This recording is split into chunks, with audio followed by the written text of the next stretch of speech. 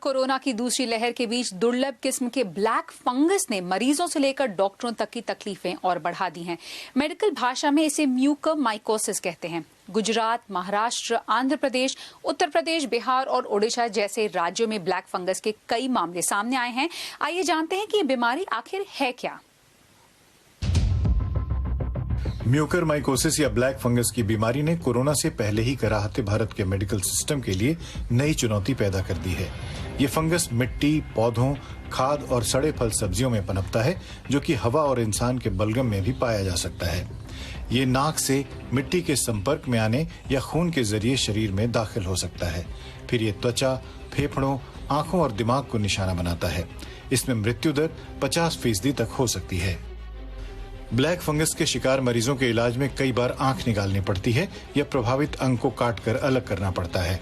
अक्सर लोगों को फंगस का अंदाजा तब होता है जब काफी नुकसान हो चुका होता है। अगर इसके लक्षणों की बात करें तो नाक बंद होना, नाक से खून आना, आंखों और सिर में दर्द, आंखों और चेहरे पर सूजन, धुंधला दिखना, दांत दर्द और खून की उल्टी आना इसके प्रमुख लक्षणों में शामिल हैं। भारत में ज्यादातर वो कोरोना मरीज इसके शिकार हो रहे हैं जो डायबिटीज से पीड़ित हैं या जिन्हें इलाज में कथित तौर पर स्टेरॉइड्स दिए गए हैं। दरअसल कोरोना हमारे प्रतिरक्षा तंत्र पर हमला करता है, जिससे शरीर में पहले से मौजूद कोई बीमारी और जोरदार हमला करती है। स्टेरॉइड्स भी प्रतिरक्षा तंत्र को कमजोर करते हैं, तो रोग प्रतिरोधी क्षमता कम होने और शरीर में शुगर ज्यादा होने पर ब्लैक फंगस को फैलने का मौका मिलता है। लेकिन कोरोना महामारी के दौरान इस बीमारी के फैलने के कारण क्या हैं, जानने के लिए बीबीसी संवाददाता अरविंद छाबड़ा ने बात की पीजीआई चंडीगढ़ के डॉक्टर आमोद गुप्ता से। इसलिए ज्यादा खतरनाक है क्योंकि ये खून की नाड़ियों में, खून की धमनियों में इन्वेजन करती है, ये अंदर घुस जाती है और खून की नाड़ियों को, आर्टरीज को ब्लॉक कर देती है। तो जिस हिस्से में ब्रेन के, चाहे वो ब्रेन है, बॉडी के जिस भी हिस्से में ये फंगस एक बार चली जाती है तो वहां की वो एक किस्म की लोकलाइज गैंग्रीन कर देती है उस ऑर्गन की। कि आखिर कोविड-19 या कोरोना वायरस से म्यूकरमाइकोसिस का लिंक क्या है? इसका अरविंद जी, मेरी समझ से जो लिंक है वो है कि ये जो पेशेंट्स है ये सारे आईसीयूज में दाखिल रहते हैं, वेंटिलेटर्स पर होते हैं और वहां का एनवायरनमेंट एनवायरनमेंट के अंदर यदि फंगस है, चाहे वो एयर में है, चाहे वो जो ऑक्सीजन जिसको ह्यूमिडिफाई करते हैं वो बॉटल में जिसमें पानी होता है उसमें है, या फिर जो इंट्रावीनस फ्लूइड्स दिए जाते हैं उसमें है।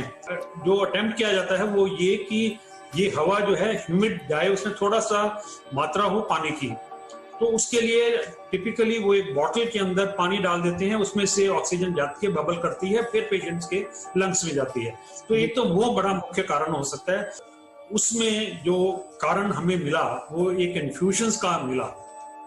देखिए, हमारे एनवायरनमेंट में इंडिया में खास करके जो साउथ इंडिया है और नॉर्थ इंडिया में जो एनवायरनमेंट में फंगस तो बहुत है और इसका कोई हम इलाज नहीं कर सकते। और उस फंगस के जो एनवायरनमेंट में फंगस है वो बहुत इतनी आसानी से एस्टेब्लिश नहीं होती है। वो कॉलोनाइज कर सकती है, सरफेस को कॉलोनाइज कर सकती है, पर इन्वेजिव फंगस जो है इट हैज टू बी कोई डेफिनेटिव उसका सोर्स होना चाहिए जहां से वो आ रही है। कुछ एक्सपर्ट्स का ये मानना है कि ये स्टेरॉइड से हो रहा है, तो वो आप रूल आउट कर रहे हैं? नहीं, मैं रूल आउट नहीं कर रहा। देखिए, स्टेरॉइड्स तो सारी दुनिया में दिए गए हैं, यूरोप में दिए गए हैं, इंग्लैंड में दिए गए हैं, अमेरिका में दिए गए हैं। Millions of patients have received steroids. मैंने कई हजार पेशेंट्स को स्टेरॉइड्स दिए हैं। हमारे जो रिमेटोलॉजी कोलीग्स हैं वो most of their patients are on steroids. हमने उनमें कभी अपने एक्सपीरियंस में 40 साल में म्यूकरमाइकोसिस होते नहीं देखा। तो स्टेरॉइड्स एक काम कर रहे हैं कि वो जो आदमी की जो इम्यूनिटी है उसको कम कर रहे हैं, बट फंगस का सोर्स नहीं है। फंगस तो बाहर से आ रही है, फंगस हवा से आ रही है तो वो कॉलोनाइज करती है। यदि उसका किसी फ्लूइड से आ रही है तो वो उसको जाके इन्वेड करती है, वो डिफरेंट ऑर्गन्स में डिस्ट्रीब्यूट हो जाती है। और Indian council of medical research ने इससे बचाव के निर्देश जारी किए हैं, जिसके मुताबिक धूल भरी जगह जाने पर मास्क लगाने, मिट्टी से जुड़े काम करने पर दस्ताने पहनने, अच्छी तरह नहाने और साफ सफाई का खास ख्याल रखने की सलाह दी गई है। वहीं ये भी जरूरी है कि कोरोना मरीज के शुगर लेवल और उसे दिए जा रहे स्टेरॉइड्स पर कड़ी निगरानी रखी जाए। इस बीमारी के बारे में नीति आयोग के सदस्य डॉक्टर वी के पॉल ने ये कहा। तो म्यूकर एक फंगस है, ये जहाँ पानी इकट्ठा होता है लगभग वेट सरफेस होता है वहाँ पे रहती है। एक इम्पॉर्टेंट बात इस डिजीज में ये है कि ये लगभग बहुत हद तक डायबिटीज के मरीजों में होती है।